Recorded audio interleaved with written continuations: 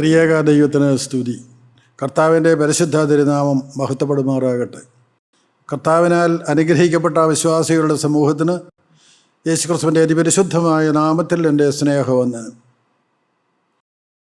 ദൈവം സൃഷ്ടിച്ച മനുഷ്യൻ, ദൈവത്തിൻ്റെ മോഹന സൃഷ്ടിയായ മനുഷ്യൻ, ദൈവം എന്തിനാണ് മനുഷ്യനെ സൃഷ്ടിച്ചത്? എത്ര മനോഹരമാണ്! ദൈവത്തിന് സ്തോത്രം.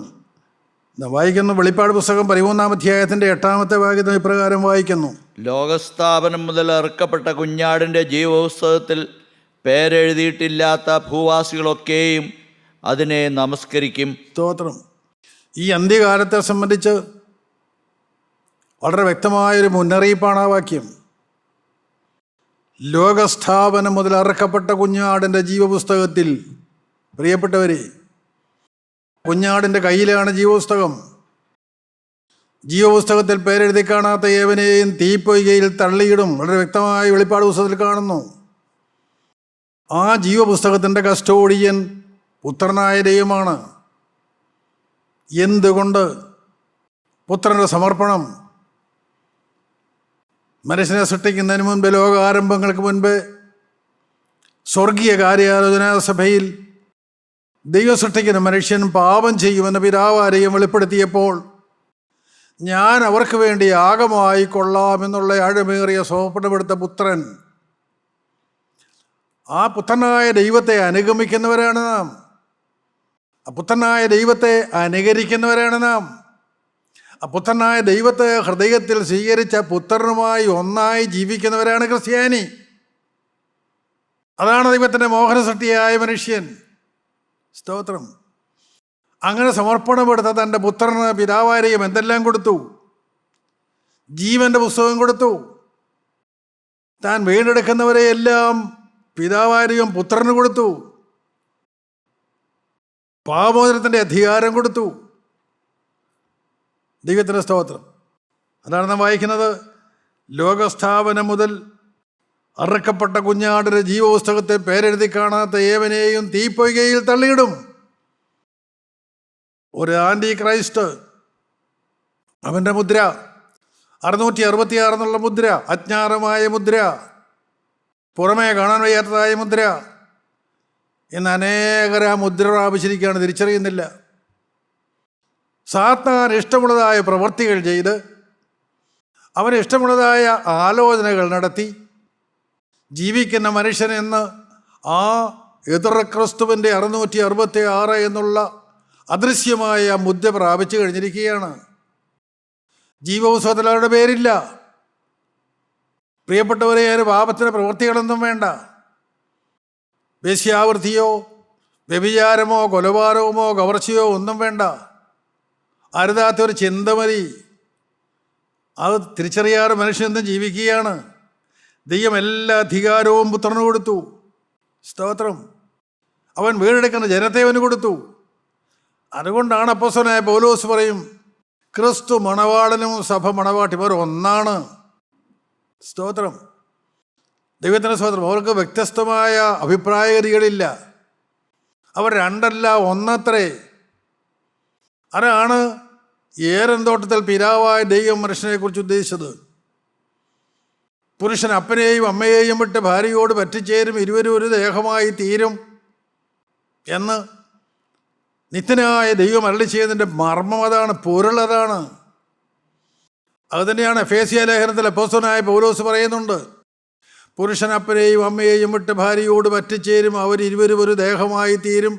ഈ മർമ്മം വലിയത്. ഇത് ഞാൻ ക്രിസ്തുവിനെയും സഭയെയും ഉദ്ദേശിച്ചത്രേ പറയുന്നത്. സ്തോത്രം. പ്രിയപ്പെട്ടവരെ, കർത്താവായ യേശുക്രിസ്തുവിൻ്റെ അതേ ലക്ഷ്യം, അതേ ആഗ്രഹം, അതേ ഇഷ്ടം ആർക്കെല്ലാം ഉണ്ട്? അവരാണൊന്ന്. അവർ മാത്രമാണ് മണവാട്ടി സഭ. അവർ മാത്രമാണ് കർത്താവായ യേശുക്രിസ്തു എന്ന നിർമ്മല പുരുഷൻ്റെ മണവാട്ടി. ആ മണവാട്ടി സഭയിൽ ഞാൻ ചേർന്നിട്ടുണ്ടോ? ആ ജീവപുസ്തകത്തിൽ എൻ്റെ പേരുണ്ടോ? തിരുരക്തത്താൽ എൻ്റെ പാപങ്ങൾ മാഞ്ഞു കിട്ടിയോ? സ്മരണയുടെ പുസ്തകത്തിൽ എൻ്റെ പേര് എന്നേക്കുമായി മാഞ്ഞോ? ജീവൻ്റെ പുസ്തകത്തിൽ എൻ്റെ പേര് എഴുതി കിട്ടിയിട്ടുണ്ടോ? ഇത് നിങ്ങളിപ്പോൾ തിരിച്ചറിയേണ്ട സത്യമാണ്. അത് പ്രാപിക്കേണ്ട സത്യമാണ്. ദൈവത്തിന് സ്തോത്രം. ലോകസ്ഥാപനം മുതൽ അറക്കപ്പെട്ട കുഞ്ഞാടിൻ്റെ ജീവപുസ്തകം. പ്രിയപ്പെട്ടവർ, സ്മരണയുടെ പുസ്തകത്തിൽ പാപങ്ങൾ ഉണ്ടെങ്കിൽ ജീവൻ്റെ പുസ്തകത്തിൽ പേര് വരികയില്ല. ജീവൻ്റെ പുസ്തകത്തിൽ പേരുണ്ടെങ്കിൽ സ്മരണയുടെ പുസ്തകത്തിൽ പാപങ്ങൾ വരികയില്ല. അതെല്ലാം മാഞ്ഞു പോകുന്നു. കർത്താവായ യേശു ക്രിസ്തുവിന്റെ തിരുരക്തത്താൽ അത് മായിക്കപ്പെടുന്നു. ഇത് രണ്ടവസ്ഥയും കൂടെ ഇല്ല. ക്രിസ്തീയ ജീവിതവുമല്ല. ദൈവത്തിന് സ്തോത്രം. സഭയുടെ പിതാക്കന്മാർ എന്തിനാണ് പാപമോചനം അങ്ങനെ ഒരു വ്യവസ്ഥ വെച്ചത്? എന്തിനാണ്? അത് ഏതെങ്കിലും പാവപ്രവൃത്തി ചെയ്യാനില്ല. ഇത് വേദപുസ്തകം പരിശോധിച്ചാൽ നിങ്ങൾക്കറിയാം. ന്യായപ്രമാണത്തിൻ്റെ വ്യവസ്ഥയിലെല്ലാം ഉണ്ട്, വ്യക്തമായി പറയുന്നുണ്ട്. ഒരു മനുഷ്യൻ അബദ്ധവശാൽ പാപം ചെയ്താൽ, അറിഞ്ഞുകൊണ്ട് പാപം ചെയ്താൽ പാപമോചനം ഇല്ല. പ്രിയപ്പെട്ടവർ, അത് ദൈവിക വ്യവസ്ഥയിലില്ല. നിങ്ങൾ പഴയ നിയമത്തിലെ വ്യവസ്ഥകളെല്ലാം വായിച്ചു നോക്കിക്കോ. ദൈവം മോശയിലൂടെ ഇസ്രായേൽ ജനത്തിന് കൊടുത്തതായ ന്യായപ്രമാണത്തിൻ്റെ വ്യവസ്ഥയിൽ അറിഞ്ഞുകൊണ്ട് പാപം ചെയ്താൽ അതിന് പാപമോചനമില്ല. വളരെ വ്യക്തമാണ്. ഏത് പാപമാണെങ്കിലും അബദ്ധവശാൽ പാപം ചെയ്താൽ, അങ്ങനെ ഒരു പാപം ചെയ്തു എന്ന ബോധ്യം കിട്ടിക്കഴിയുമ്പോൾ പാപമോചനത്തിന് വേണ്ടി അവന് യാഗം കഴിക്കുന്നു. പ്രിയപ്പെട്ടവരെ, അറിഞ്ഞുകൊണ്ട് പാപം ചെയ്താൽ പാപമോചനമില്ല. ദൈവത്തിൻ്റെ വ്യവസ്ഥയാണ് അത്. സ്തോത്രം. അപ്പോൾ പാപത്തിൻ്റെ പ്രവൃത്തികളല്ല, അരുതാത്ത ചിന്തകൾ. അതാണ് സഭയുടെ പിതാക്കന്മാർ പറഞ്ഞു, വേണ്ട കഷ്ടത വീൺ ചിന്തയുമടിയാരിന്നൊഴിക്ക സൽക്രിയകൾക്ക് മനോശോധ്യ സംഗതി വരണേ ഞങ്ങൾക്ക്. ഈ ലോകത്തിൻ്റെ ചിന്തകൾ ഞങ്ങളിലേക്ക് വരുന്നു. ഇതാണ് കഷ്ടകാലം. ദൈവമേ, ഞങ്ങൾക്ക് മാറ്റിത്തരണമേ. സൽക്രിയകൾക്ക് ഹൃദയ ശുദ്ധി തരണമേ. ഈ ഹൃദയത്തെ കഴുകിത്തരണമേ. പ്രിയപ്പെട്ടവർ, വളരെ ഗൗരവത്തോടെ നാം ഓരോരുത്തരും ചിന്തിക്കേണ്ട സത്യമാണിത്. പാപം മനുഷ്യന് തോന്നിയതുപോലെ ചെയ്യാവുന്നതല്ല. അതല്ല മനുഷ്യനെക്കുറിച്ച് ഉദ്ദേശിക്കുന്നത്. അബദ്ധവശാൽ പാപം എന്നാൽ, അബദ്ധവശാൽ ഒരു പാളിയ ചിന്ത ഹൃദയത്തിലൂടെ കടന്നുപോയാൽ, സ്തോത്രം, അതിനാണ് പാപമോചനം വേണ്ടത്. പ്രിയപ്പെട്ടവരെ, ദൈവത്തിന് സ്തോത്രം. ജീവൻ്റെ പുസ്തകത്തിൽ പേരെഴുതിയ ഒരു വ്യക്തിയെ കാക്കുന്നത് പരിശുദ്ധാത്മാവാണ്. കർത്താവായ യേശുക്രിസ്തുവിൻ്റെ ഹൃദയത്തിലുണ്ട്. രക്ഷിക്കപ്പെട്ട ഒരു ദൈവത്തിൻ്റെ ഹൃദയത്തിൽ പിതാവായ ദൈവമുണ്ട്, പുത്രനായ ദൈവമുണ്ട്, പരിശുദ്ധാത്മാവാൻ ദൈവമുണ്ട്. പിതൃപുത്ര പരിശുദ്ധാത്മാവാൻ ദൈവത്തിൻ്റെ ആവാസ സ്ഥലമാണ് അവൻ്റെ ഹൃദയം. സ്തോത്രം. എത്ര ശ്രേഷ്ഠമേറിയ അനുഭവമാണിത്. നിങ്ങളത് പ്രാപിച്ചിട്ടുണ്ടോ പ്രിയപ്പെട്ടവർ?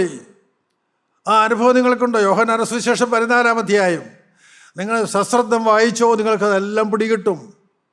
ഞാനിത് വായിച്ച സമയം കളയേണ്ട കാര്യമില്ലല്ലോ. യോഹന്നാന്റെ സുവിശേഷം 14-ാം അധ്യായത്തിൽ വളരെ വ്യക്തമായി കർത്താവായ യേശുക്രിസ്തു കാര്യങ്ങൾ പറഞ്ഞിട്ടുണ്ട്. ഞാൻ എൻ്റെ വാക്യങ്ങൾ മാത്രം പറയാം. യോഹന്നാന്റെ സുവിശേഷം 14-ാം അധ്യായം 15-16 വാക്യങ്ങളിൽ അവൻ്റെ ഹൃദയത്തിൽ പരിശുദ്ധാത്മാവുണ്ട് എന്ന് കർത്താവായ യേശുക്രിസ്തു അരുളി ചെയ്തിട്ടുണ്ട്. വീണ്ടും യോഹന്നാന്റെ സുവിശേഷം 14-ാം അധ്യായം 23-ാമത്തെ വാക്യത്തിൽ പിതാവും പുത്രനും അവൻ്റെ ഹൃദയത്തിൽ വസിക്കുമെന്ന് പറഞ്ഞിട്ടുണ്ട്. ഒരു ക്രിസ്ത്യാനിയുടെ ഹൃദയം സ്വർഗമാണ്. പിതൃപുത്ര പരിശുദ്ധാത്മാവാൻ ദൈവം വസിക്കുന്ന സ്ഥലമാണ് ക്രിസ്ത്യാനിയുടെ ഹൃദയം. അവൻ ദൈവത്തിൻ്റെ പ്രതിനിധിയാണ്. അവൻ എവിടെ ഇരുന്നാലും അവിടെ സ്വർഗമുണ്ട്. അവൻ നാവ് പൊളിച്ചാൽ അത് സ്വർഗത്തിൻ്റെ ഭാഷയായിരിക്കും. സ്തോത്രം. ഈ അതിമഹത്തായ അനുഭവത്തിലേക്ക് നിങ്ങളെ ഓരോരുത്തരെയും കൊണ്ടുവരുവാൻ ദൈവം ആഗ്രഹിക്കുന്നുണ്ട്. പ്രിയപ്പെട്ടവർ, പിതാവായ ദൈവത്തിൻ്റെ സന്നിധിയിൽ തൻ്റെ ഏകജാതനായ പുത്രൻ മനുഷ്യവർഗത്തിൻ്റെ പാപത്തിന് വേണ്ടി ഞാൻ യാഗമായി കൊള്ളാമെന്നൊരു സമർപ്പണമെടുത്തപ്പോൾ പിതാവായ ദൈവം തൻ്റെ സിംഹാസനത്തിൽ പുത്രനായിരുത്തി. സ്തോത്രം. സകല അധികാരവും പുത്രന് കൊടുത്തു. ന്യായവിധിയുടെ അധികാരം പുത്രന് കൊടുത്തു. വീണ്ടെടുപ്പ് പുത്രന് കൊടുത്തു. പാപമോചനം പുത്രന് കൊടുത്തു. പുത്രൻ വീണ്ടെടുക്കുന്നവരെ എല്ലാം പിതാവാരെയും പുത്രന് കൊടുത്തു. മണവാളനും മണവാട്ടിയും. സ്തോത്രം. സഹോദരീ സഹോദരങ്ങളെ, അപ്പോസ്തലനായ പൗലോസ് പറയും, താൻ ലേഖനങ്ങൾ വിശദമാക്കിയിട്ടുണ്ട്.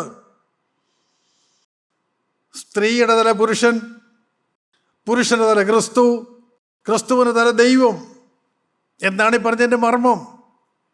സ്വർഗത്തിൻ്റെ കൃപ ഇറങ്ങി വരുന്ന ചാനൽ പിതാവായ ദൈവത്തിൽ നിന്ന് പുത്രനിലൂടെ, പുത്രനിൽ നിന്ന് പുരുഷനിലേക്ക്, പുരുഷനിൽ നിന്ന് സ്ത്രീയിലേക്ക്. അത് ദൈവിക ചാനലാണ്, അത് സ്വർഗീയ കുടുംബമാണ്, അതൊരു മർമ്മമാണ്. സ്തോത്രം. ക്രിസ്തുവിന് കിട്ടിയ അനുഗ്രഹങ്ങളെല്ലാം തൻ്റെ മക്കൾക്ക്, തൻ്റെ മണവാട്ടിക്ക് പുത്രനായ ദൈവം കൊടുക്കുന്നു. താനിരിക്കുന്ന സിംഹാസനത്തിൽ അവരെ ഇരുത്തുന്നു.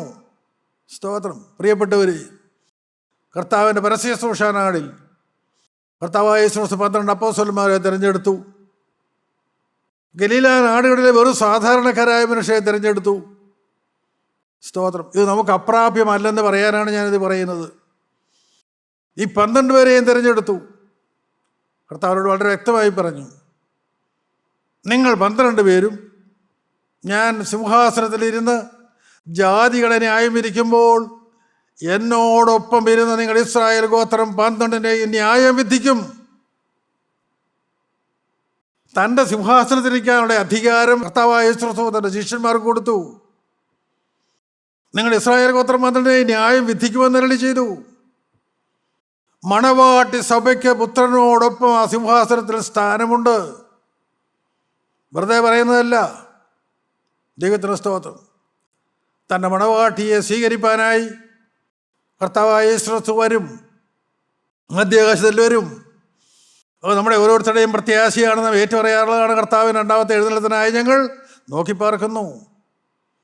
കർത്താവ് വരുമ്പോൾ ജീവനോടെ ഇരിക്കുന്നവർ രൂപാന്തരപ്പെടും, മരിച്ചവർ ഉയർത്തെഴുന്നേൽക്കും.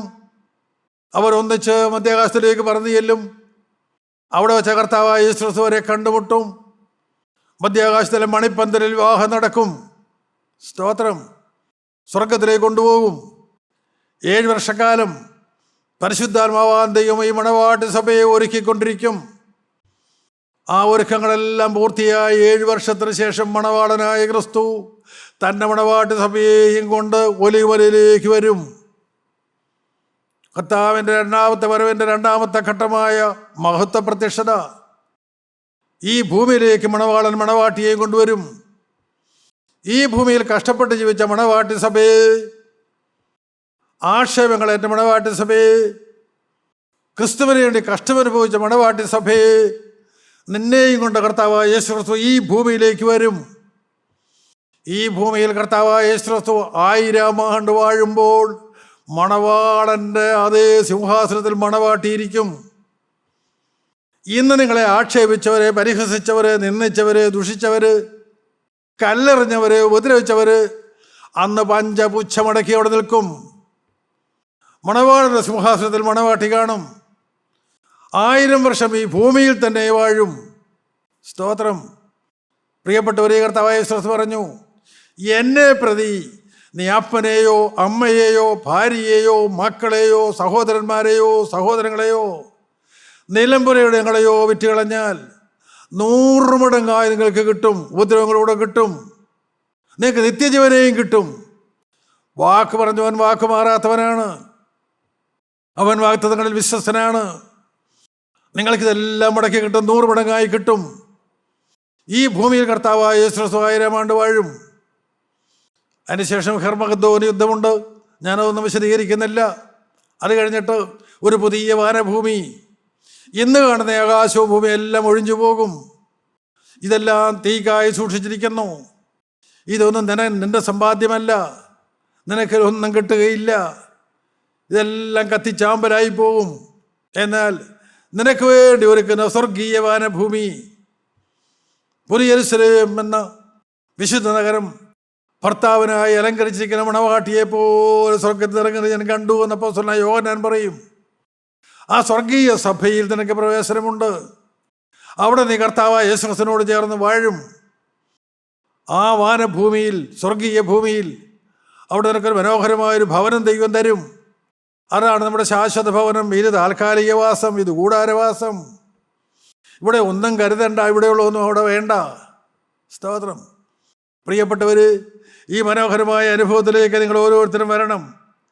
യോഹന്നാന്റെ സുവിശേഷം 17-ാം അധ്യായം 2-ാമത്തെ വാക്യത്തിൽ കർത്താവായ യേശു ക്രിസ്തു വളരെ വ്യക്തമായി പറഞ്ഞ തൻ്റെ മഹാപുരോഹിത പ്രാർത്ഥനയാണ്. 17-ാം അധ്യായം 2-ാം വാക്യത്തിൽ നാം ഇങ്ങനെ വായിക്കുന്നു: നീ അവന് നൽകിയിട്ടുള്ള എല്ലാവർക്കും അവൻ നിത്യജീവനെ കൊടുക്കേണ്ടതിന് നീ സകല ജഡത്തിന്മേലും അവന് അധികാരം നൽകിയിരിക്കുന്നുവല്ലോ. പുത്രനായ ദൈവത്തിന് പിതാവായ ദൈവം എന്തെല്ലാം അധികാരം കൊടുത്തു? ദൈവം പുത്രന് നൽകിയ എല്ലാവർക്കും നിത്യജീവൻ കൊടുക്കുവാൻ സകല ജഡത്തിൻ്റെ മേലും അധികാരം കൊടുത്തു. നിത്യജീവൻ കൊടുക്കുവാനുള്ള അധികാരം. പ്രിയപ്പെട്ടവർ, ഈ ലോകത്തിലെ ഏറ്റവും വിലപ്പെട്ട നിത്യജീവനാണ്. അത് കർത്താവായ യേശു ക്രിസ്തുവാണ് നമുക്ക് തരുന്നത്. മറ്റാരും തരികയില്ല. മറ്റാർക്കും തരുവാൻ പിതാവാരും അനുവദിച്ചിട്ടുമില്ല.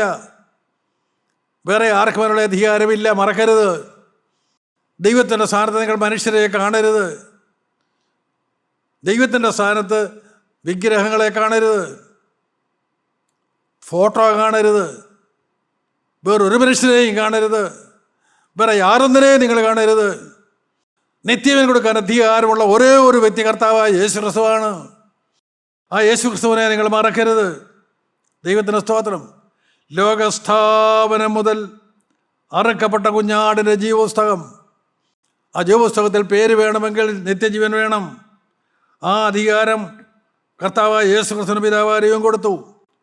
റോമർക്കെഴുതിയ ലേഖനം 12-ാം അധ്യായം 1-ാമത്തെ വാക്യം നാം വായിക്കുമ്പോൾ അപ്പോസ്തലനായ പൗലോസ് ഇപ്രകാരം പറയും. റോമർ 12:1: സഹോദരന്മാരെ, ഞാൻ ദൈവത്തിൻ്റെ മനസ്സിൽ ഓർപ്പിച്ച് നിങ്ങളെ പ്രബോധിപ്പിക്കുന്നത്, നിങ്ങൾ ബുദ്ധിയുള്ള ആരാധനയായി നിങ്ങളുടെ ശരീരങ്ങളെ ജീവനും വിശുദ്ധിയും ദൈവത്തിൻ്റെ പ്രസാദവുമുള്ള യാഗമായി സമർപ്പിപ്പീൻ. നാം എന്താണ് സമർപ്പിക്കേണ്ടത്?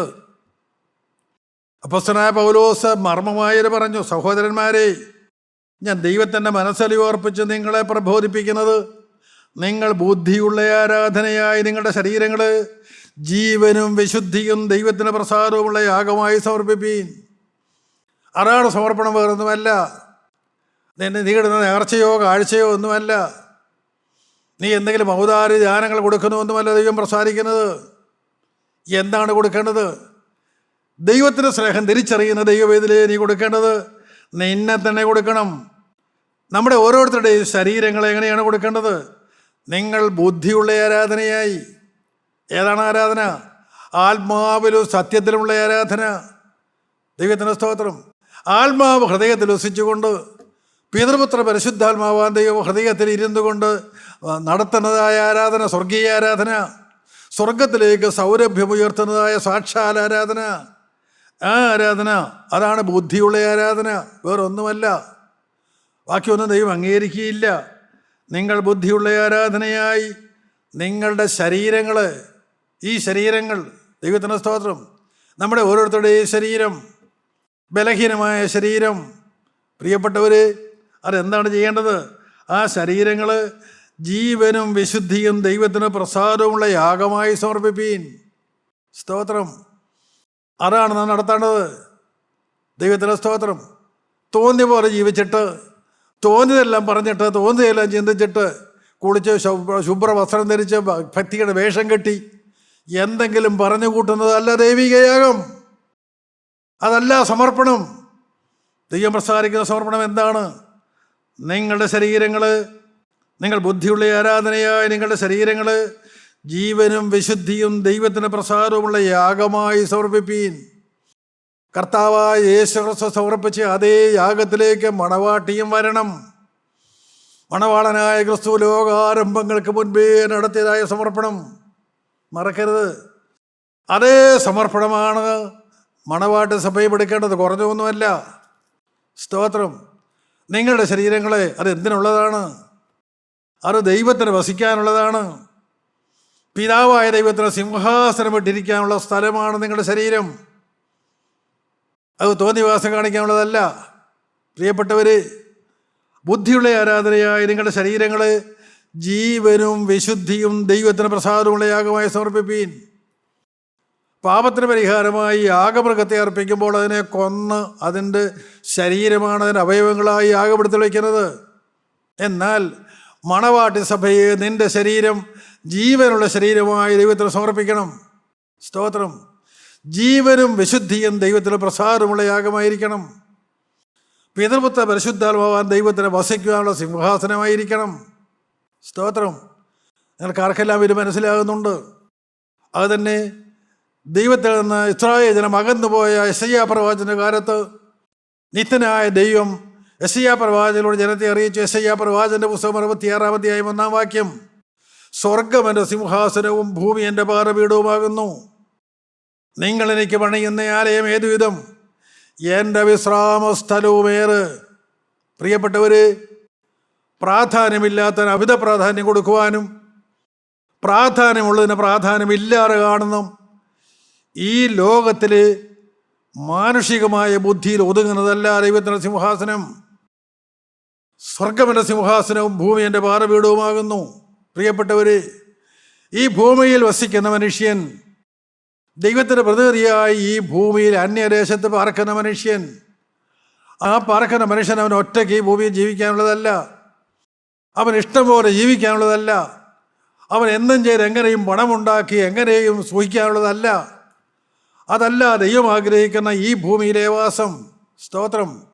സ്വർഗം എൻ്റെ സിംഹാസനമാണ്, ഭൂമി എൻ്റെ പാദപീഠമാണ്. ദൈവത്തിൻ്റെ ഭാരങ്ങൾ വയ്ക്കേണ്ടത് ഈ ഭൂമിയിൽ സമർപ്പിച്ച ദൈവത്തിൻ്റെ ഹൃദയത്തിലാണ്. സ്തോത്രം. ദൈവത്തിൻ്റെ സ്തോത്രം. ഈ മർമ്മം നിങ്ങൾക്ക് പിടികിട്ടുന്നുണ്ടോ? ക്രിസ്തു എന്ന നിർമ്മല മണവാളൻ്റെ നിർമ്മല മണവാട്ടിയായി ഈ ഭൂമിയെ സമർപ്പിച്ച ദൈവത്തിൻ്റെ ഹൃദയത്തിൽ പിതാവായ ദൈവം കാലിയോട്ട് നിൽക്കും. പുത്തനായ ദൈവം അവിടെ തന്നെ ഉണ്ടാവും. പരിശുദ്ധാത്മാവായ ദൈവം ആ ഹൃദയത്തിൽ വസിക്കും. അതാണ് സാക്ഷാൽ സ്വർഗം. സ്വർഗം എൻ്റെ സിംഹാസനവും ഭൂമി എൻ്റെ പാദപീഠവുമാകുന്നു. ഇതാണ് സ്വർഗവും ഭൂമിയും തമ്മിലുള്ള ബന്ധം. സ്വർഗവും ഭൂമിയും തമ്മിലുള്ള ബന്ധം സ്ഥാപിക്കേണ്ടത് മനുഷ്യൻ, ഈ ഭൂമിയിലെ മനുഷ്യനാണ്, വിശ്വാസിയാണ്, വിശ്വാസിയുടെ ഹൃദയമാണ്. അത് തുറന്നിരിക്കും. അവിടെ നിന്ന് സത്യത്തിൻ്റെ ആരാധന മുകളിലേക്ക് ഉയർന്നുകൊണ്ടിരിക്കും. സൗരഭ്യം. ഇത് മണക്കുമ്പോൾ മാത്രമാണ് ദൈവം സന്തോഷിക്കുന്നത്. ഭൂമിയിൽ നിന്ന് മനുഷ്യൻ്റെ ഹൃദയത്തിൽ നിന്ന് ഈ സൗരഭ്യം ഉയരുമ്പോൾ ദൈവം അതിൽ പ്രസാരിക്കുന്നു, ഇറങ്ങി വരുന്നു. സ്തുതികളിൽ മേൽ ഇറങ്ങി വരുന്ന ദൈവം. അതിനെ ശ്രദ്ധിക്കുന്ന ദൈവം ഇതിലെ നിന്റെ സ്തുതികളിൽ ദൈവം ഇറങ്ങി വരുമോ? നിന്റെ പ്രാർത്ഥനയിൽ ദൈവം സന്തോഷിക്കുമോ? ശാന്തമായി നിങ്ങൾ ചിന്തിക്കൂ. സ്തുതികളിൽ മേൽ ഇറങ്ങി വരുന്നവനായ ദൈവം നിന്റെ ഭവനത്തിലേക്ക് ഇറങ്ങി വരുമോ? അവൻ അനുഗ്രഹം നിന്റെ മേൽ പകരുമോ? നാം ഇങ്ങനെ ജീവിച്ചാൽ മതിയോ? സ്തോത്രം. സഹോദരന്മാരെ, ഞാൻ നിങ്ങളെ ഓർപ്പിക്കുന്നു, നിങ്ങൾ ബുദ്ധിയുള്ള ആരാധനയായി നിങ്ങളുടെ ശരീരങ്ങളെ ജീവനും വിശുദ്ധിയും ദൈവത്തിന് പ്രസാദമുള്ള യാഗമായി സമർപ്പിപ്പീൻ. ദൈവം പ്രസാദിക്കണമെങ്കിൽ എൻ്റെ ശരീരത്തെ ജീവനും വിശുദ്ധിയും ദൈവത്തിന് പ്രസാദമുള്ള യാഗമായി സമർപ്പിക്കണം. എൻ്റെ ശരീരത്തെ ഞാൻ മരിപ്പിക്കണം. അതാണ് കർത്താവായ യേശു ചെയ്തത്. ലോകാരംഭങ്ങൾക്ക് മുമ്പ് കൂരിലിറക്കപ്പെട്ട കുഞ്ഞാട്. സ്തോത്രം. വെളിപ്പാട് പുസ്തകം വായിക്കുമ്പോൾ നമുക്കറിയാം. വെളിപ്പാട് പുസ്തകം 5-ാം അധ്യായത്തിൽ കാണാം. അവിടെ അപ്പോസ്തലനായ യോഹന്നാനെ ദൈവം കാണിച്ചു കൊടുത്തതായ വലിയൊരു മർമ്മമുണ്ട്. വെളിപ്പാട് പുസ്തകം 5-ാം അധ്യായത്തിൽ നാം അത് വായിക്കുന്നുണ്ട്. അവിടെ അപ്പോസ്തലനായ യോഹന്നാൻ നോക്കിയപ്പോൾ എന്താണ് കണ്ടത്? ഞാൻ സിംഹാസനത്തിൻ്റെയും 4 ജീവികളുടെയും നടുവിലും മൂപ്പന്മാരുടെ മധ്യത്തിലും ഒരു കുഞ്ഞാട് അറുക്കപ്പെട്ടതുപോലെ നിൽക്കുന്നത് കണ്ടു. സ്തോത്രം. ഒരു കുഞ്ഞാട് അറുക്കപ്പെട്ടതുപോലെ നിൽക്കുന്നു. ആരാണവൻ? അവനെക്കുറിച്ച് എന്താണ് പറഞ്ഞേക്കുന്നത്? ദൈവക്കടയിൽ നാം വായിക്കുന്നത് എങ്ങനെയാണ്? മൂപ്പന്മാരിലൊരുത്തൻ എന്നോട്, 5-ാമത്തെ വാക്യം, യഹൂദാ ഗോത്രത്തിലെ സിംഹവും ദാവീദിൻ്റെ പേരുമായവൻ പുസ്തകവും അതിൻ്റെ 7 മുദ്രയും തുറപ്പാൻ തക്കവണ്ണം ജയം പ്രാപിച്ചിരിക്കുമെന്ന് പറഞ്ഞു. സ്തോത്രം. യഹൂദാ ഗോത്രത്തിലെ സിംഹവും ദാവീദിൻ്റെ പേരുമായവൻ. പ്രിയപ്പെട്ടവരെ, ആരാണത്? ഇവിടുത്തെ വിശ്വാസിയുടെ മണവാളനായ ക്രിസ്തു. സ്തോത്രം. മറക്കരുത്. അവൻ യഹൂദാ ഗോത്രത്തിലെ സിംഹമാണ്, ദാവീദിൻ്റെ പേരുമാണ്. അവൻ ജയം പ്രാപിച്ചിരിക്കുന്നു എന്ന് അപ്പോസ്തലന് അറിയാൻ കഴിഞ്ഞു. പിന്നെ വായിക്കുന്നു 6-ാം വാക്യത്തിൽ, ഞാൻ സിംഹാസനത്തിൻ്റെയും 4 ജീവികളുടെയും നടുവിലും മൂപ്പന്മാരുടെ മധ്യത്തിലും ഒരു കുഞ്ഞാട് അറക്കപ്പെട്ടതുപോലെ നിൽക്കുന്നത് കണ്ടു. യഹൂദാ ഗോത്രത്തിന്റെ സിംഹവും ദാവീദിന്റെ പേരുമായവൻ അറക്കപ്പെട്ട കുഞ്ഞാടിനെ പോലെ സിംഹാസനത്തിൽ നിൽക്കുന്നു. സ്തോത്രം. കൊല്ലപ്പെട്ടവൻ നിൽക്കുന്നു. സ്തോത്രം. ഈ മർമ്മം നിങ്ങൾക്ക് എത്ര പേർക്ക് പിടികിട്ടും? പ്രിയപ്പെട്ടവര്, ആരാണ് ക്രിസ്ത്യാനി? ആ ക്രിസ്തുവിനെ അനുഗമിക്കുന്നവനാണ് ക്രിസ്ത്യാനി. അവൻ ജീവനുള്ളവനാണ്, പക്ഷേ പാപത്തിന് മരിച്ചവനാണ്. സ്തോത്രം. ഇങ്ങനെ ചോദിക്കാൻ നിങ്ങൾക്ക് മനസ്സുണ്ടോ പ്രിയപ്പെട്ടവർ? ഈ തലമുറയിൽ കൊല്ലപ്പെട്ടിട്ട് നിൽക്കും കുഞ്ഞാട്.